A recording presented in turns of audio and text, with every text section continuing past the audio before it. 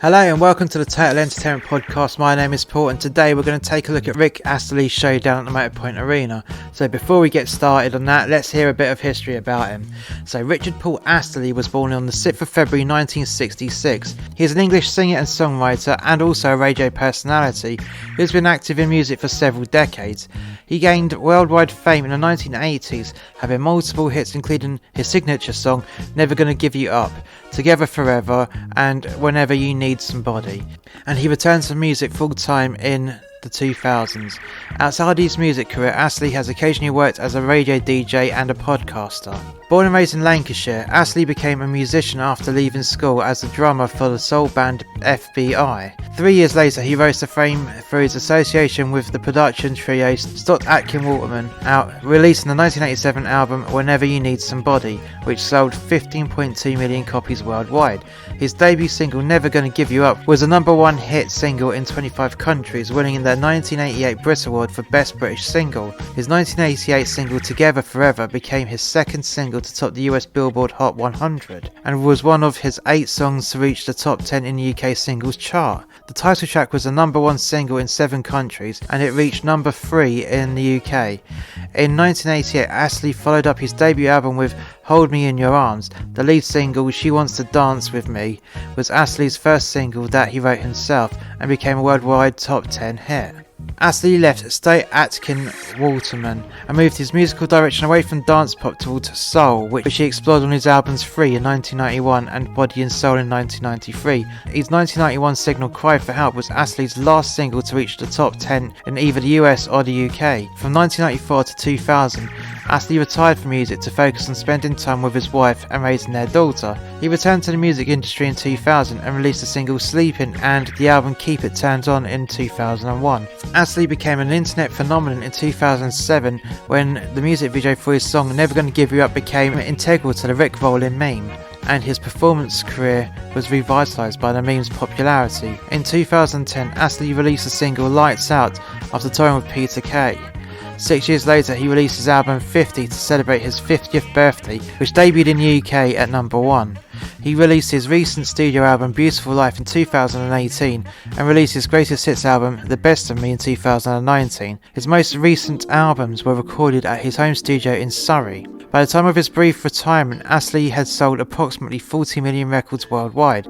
A year after the Rick Rollin meme began, Astley was voted Best Act Ever by internet users at the MTV Europe Music Awards in 2008. His song Never Gonna Give You Up reached 1 billion views. 1 billion views! Jesus! In July 2021, becoming the 4th 1980s song to reach this milestone behind Billie Jean by Michael Jackson, Take On Me by a-ha and Sweet Child of Mine by Guns N' Roses. Now we've had a bit of history, let's see what's going on down the Motorpoint Arena. We'll be back after this. Warning, this podcast contains strong, offensive and misogynistic language that some listeners may find offensive. The name's Vert. Percival Reginald Vert, and I run the P.I Act detective agency. The year is 2055 and the police have been defunded, so if you need a police investigation, the cops will charge you 1,000 big ones a day. Because of this, the government introduced the P.I Act, where the private investigators can undercut the police so justice can become affordable. These are my case files. New episodes every Wednesday. The links are in the description. Today is a 6-truck show, and you've also got the rugby on today, so it's a very, very busy time in Cardiff, I have to say. Very, very busy. So you've got 5,000 seats sold in this arena. 5,000 seats. And then on top of that you've got the 78,000 people at the Principality Stadium just down the road. So it's very busy out in good old Cardiff town today. So what's happening on the floor of the build today then? Well, got a ginormous LED screen at the back of the stage. I mean, it is as high as a recess. So we're talking about 6.5 meters high from the bottom of the stage. And it runs the whole length of the stage. Then you've got 2 side screens that are being built right as we speak. Stage left, one stage right. And then loads of lighting bars. I mean loads of lighting bars. So stage left and stage right, you've got 1, 2, 3, 4, 5 lighting bars that are dropping down. So how have they done this? So you've got the top one, which is on a 5-ton chain block. The other lighting bars suspended directly below. So you've got one suspended off the other, suspended off the other, suspended off the other, which you can do because the weight of the roof can take it, as well as the weight of the rigging can take it. It's all been rated, it's all been inspected before it's even come out of the warehouse into the truck to go on tour. So it's all been tested and it's all been done by qualified riggers. Now, what they've done to hanging the suspended bars is you've got what's called a span set, which is also known as a sling. A span set is the brand name. Otherwise, it's known as a sling or even a strop.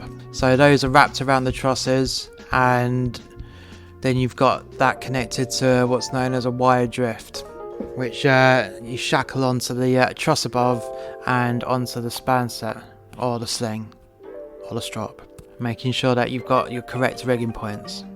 But that'll be a conversation for another day. I'll go through a lot of theatre terminology at some point in the future, but for now it's all there, so don't worry about that. Right, so continue on with the lighting. You've got another 1, 2, 3, 4 lighting bars, one giving dedicated front of house face light, and the other 3 giving downlight and backlight. And then you're gonna probably get a few floor movers, which they haven't put anything of that in just yet because we're still quite early on in the build. The last lighting bar is getting bolted together and getting it moved into position ready for winching. You've got the sound system that's in but not raised yet, so you have a line array either side, which is 12 speakers deep on the line array. Then you have the subs on the separate line array directly behind the main line array, which, you know, you can have your subs anywhere, it doesn't matter, flown or on the floor, it doesn't affect the performance of it.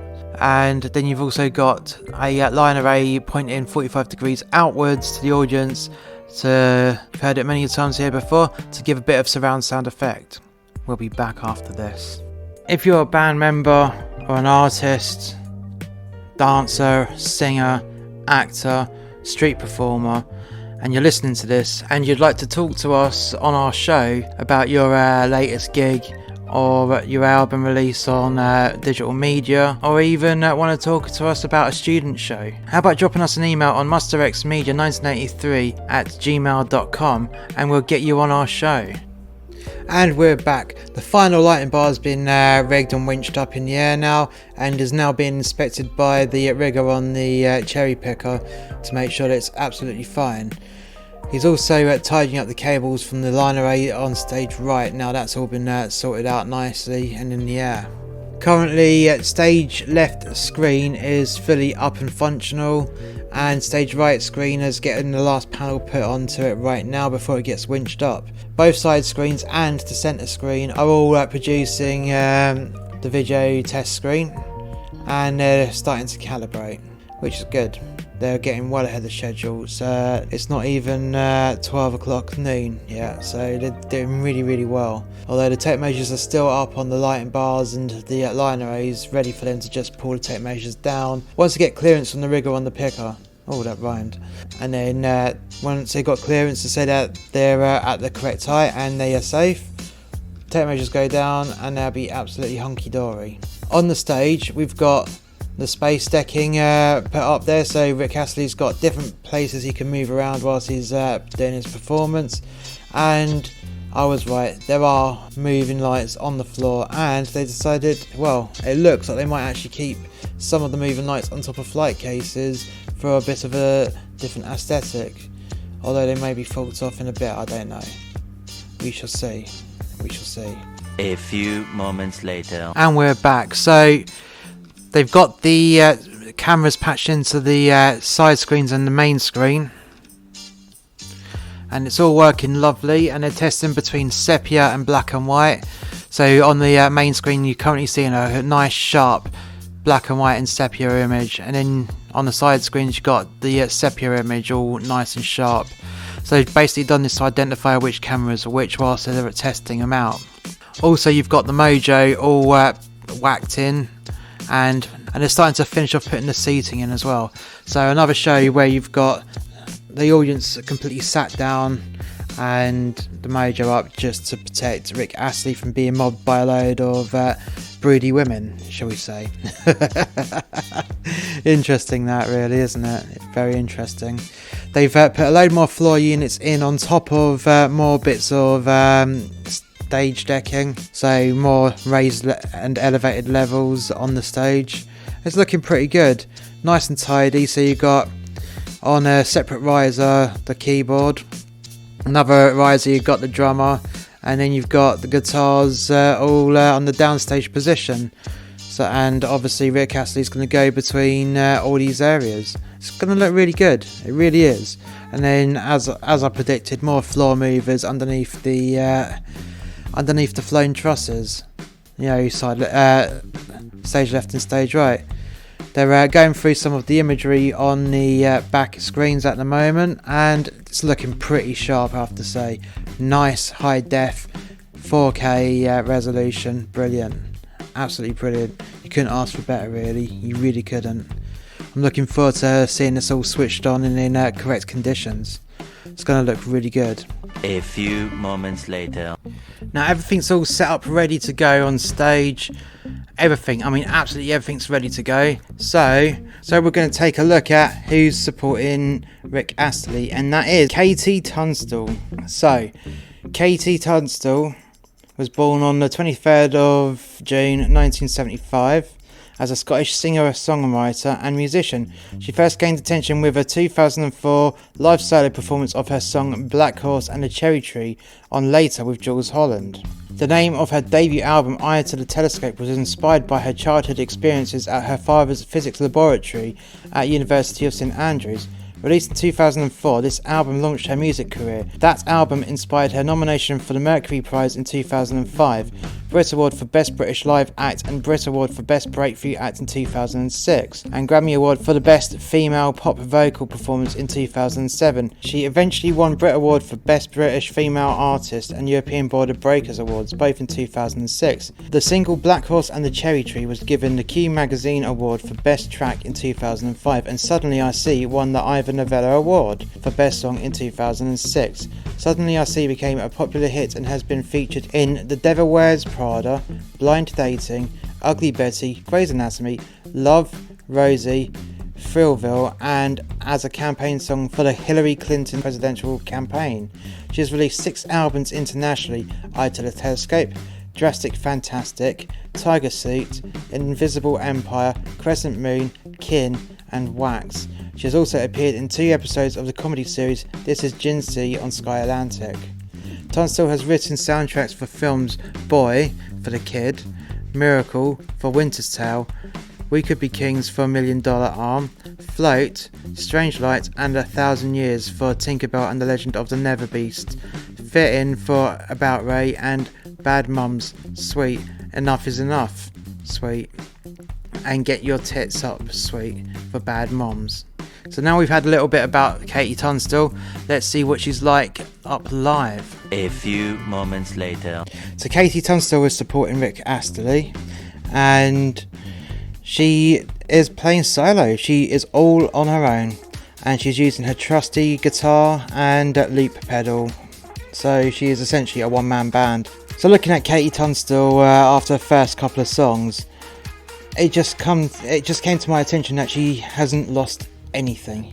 A couple of years at hiatus because of coronavirus, and she's just as good as she ever was.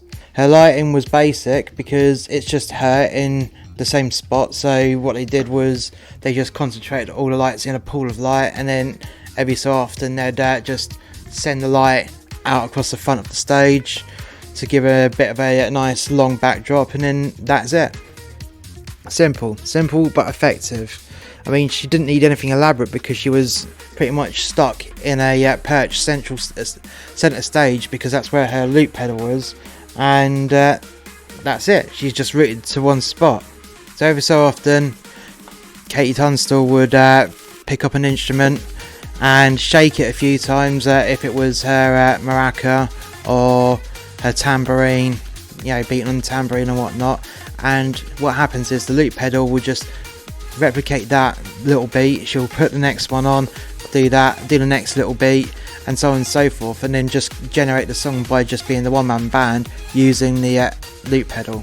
And I have to say, she did make one mistake at the very end, but she stopped straight away. She was like, oh, I kind of I'm not going to say the word because we're trying to go to all audiences, but she did use an expletive and said, I'm sorry, I kind of this one up, but let's start it again. She started again. So what happened there was she made a loop beat and it was offbeat. She couldn't play a guitar in the tempo that she generated from making a beat like this. So she recorded something like that, and it was just too fast for her to play along on her guitar, and she stopped and restarted. So it just happens. I mean, if you're a one-man band using a loop pedal, sometimes things happen, but at least she was playing live. That's what it's all about, playing live, and it worked. She did really well. I have to say, she really did perform well. Katie Tunstall still managed to hold the crowd in the palm of her hand and had them feeding out of it. She still has her star qualities, she still has her stage presence and attitude, and the crowd loved it. They loved every minute of her playing. Along with her attitude, she had absolute charisma, and as a performer, that's what you need, especially if you're playing without a band. Katie Tunstall just oozed personality on that stage. She had so much stage presence, and to sum it all up, she did really goddamn well. It's one of those things where you just wished that there was no pandemic, so you could actually get to see an artist like Katie Tunstall performing live. With a bit of luck, Katie Tunstall will actually be doing her own shows in the near future. She just wanted to do something constructive by supporting Rick Astley, and she got the fan base to do it, and I'm sure that she'll be out on her own tour soon enough. We'll be back after this. This podcast contains themes that are unsuitable for younger listeners, and parental guidance is advised. It's been 30 years since they came.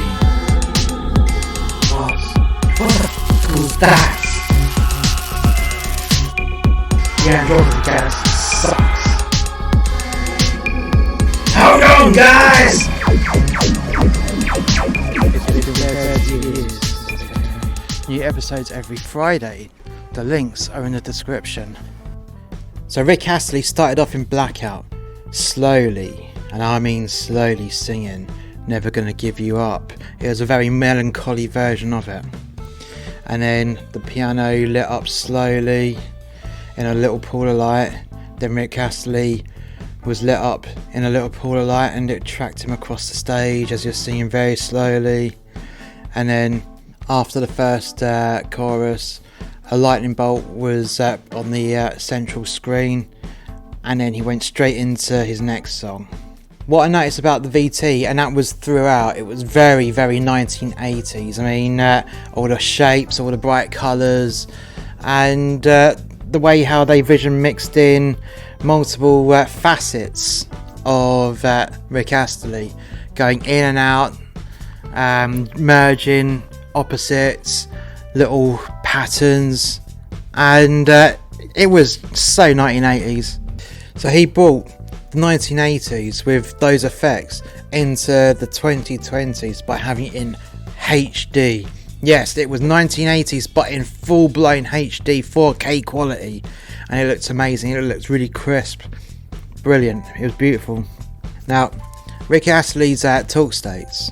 So he had a lot of patter, and I mean lots of patter, but it's interesting patter. But to do this, it's known as a talk state. So what I did was they went between pink, well, more magenta than pink, shall we say, and blue, and even at one point sepia, and it was just lighting the front of the stage, so downstage area in a nice little wash of either pink or blue or sepia.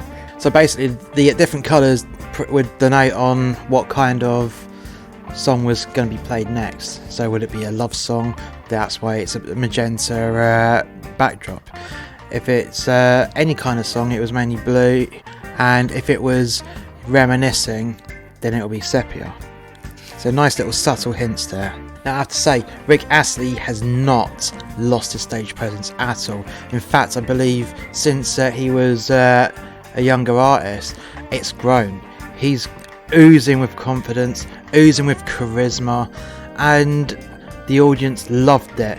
They loved that confidence, they loved that sarcasm that he would have every so often, as well as the fun.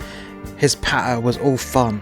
Vocally, oh my god, vocally, as Rick Astley has matured over the years, he's got better, so much better since when he first started, and you can tell his voice is full of more matured power, it's deeper, and he can still hit the high notes as well. He hasn't lost anything, he's just gained. The interaction, the stage presence with the audience is brilliant, but it's the interaction that he had with his backing singers and his band as well. You know, like when they did amazing piece of musician work. You know, playing the guitar on a decent solo, he went over and hugged his guitarist. When his drummer was really sweaty, he went over and wiped the brow of his drummer with the cloth that was down there. His interaction with the backing singers, he was very intimate with them in a friendly kind of way, and everyone that's on that stage, they all loved each other. They loved being on that stage, and they loved performing for this crowd tonight. They really did. At one point, Rick Astley even gave some of his stage time, his show time, towards Katie Tunstall to thank her for being such an amazing support artist that performed well and professionally, and he loved it. He loved her show, and I reckon it was Rick Astley who handpicked Katie Tunstall to be a support rather than the record company. It would have had to have been, you know what, Katie, do you wanna support me on my tour? Because I really feel that we need you. That's what it felt like. That's what it felt like to me, and the audience didn't disappoint in his clear thanks to Katie Tunstall, because as soon as he mentioned how great she was, and she was really great at her support set, the audience just went wild over it. I mean, they enjoyed the fact that he appreciated her hard work. Right towards the end of the show, Rick Astley did a sing-off with the audience. He split everyone down the middle in the traditional sense, left and right, left versus right. He had the backing singers basically head up the teams to try and get which side to sing louder and prouder, and everyone joined in. I mean, absolutely everyone joined in. At the end of the sing-off, it was never announced who won, but we all knew it was House Left, which is Stage Right. Stage Right won it. You know, they were clearly louder, and apparently the whole of the Motorpoint Arena was louder than Hull, so that's going to be saying something, I suppose. And at one point, Rick Astley had some LED glow sticks, which for the song, I can't remember what song it was, because I don't know his songs. I don't know if it was his song or if he did a cover of a song, but you know, he was holding these LED sticks which wirelessly interacted with the lighting desk, and holding them up. So was the backing singers, and I was expecting him to have a bit of a lightsaber fight, but no, that was a bit of a disappointment. But it still looked visually stunning, especially when these little LED sticks started strobing along with the rest of the stage as well. It looks good. It looked really good. Rick Astley, not only did he do his own songs throughout the show, but he liked to borrow other people's songs, and he just decided to nick some people's songs, and he did it unashamedly. You know, whilst playing out the show, I heard a few songs and I thought, you know what, I'm going to do it, and that's what he explained to the crowd. So he sent for his guitar tech to pass him out a guitar. He started to play Watermelon Sugar by Harry Styles, and personally I think he actually did it better than Harry Styles, because Rick Astley's got a much better voice than Harry Styles. Let's not beat around the bush on that one. Yeah, Harry Styles is talented in his own right, but Rick Astley is far superior, I have to say. And I mean, the crowd, they loved that version of Watermelon Sugar. They were all up and dancing. Some people were even standing on their seats, which is a big no, you don't do that. But no, people were still doing it nonetheless. Now his show, Rick Astley's show, was constantly in flux. It was constantly going from the 1980s into modern day, then back to the 1980s, then back to the modern day. And he mixed it up a lot, he did. And with the time shift, everyone was loving it. At one point he's like, who wants to go back to the 80s, and the whole crowd went mental, and he did one of his 80s songs. So it worked really well. So just as the show started with Never Gonna Give You Up, it finished with Never Gonna Give You Up, and it was the full 80s in your face version of it. Although this version, because it was the closing song on the encore, it lasted about 15 minutes. Now, why did it last 15 minutes? Well, that's because he decided to give everyone their encore solo. Everyone.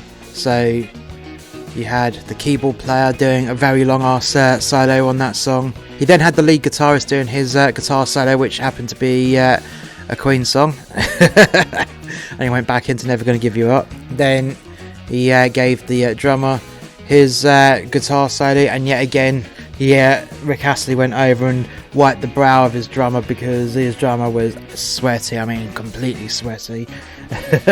So was this show value for money? Yes. You didn't have to be a Rick Astley fan to enjoy this show. I mean, he had a bit of everything for everyone, absolutely everyone.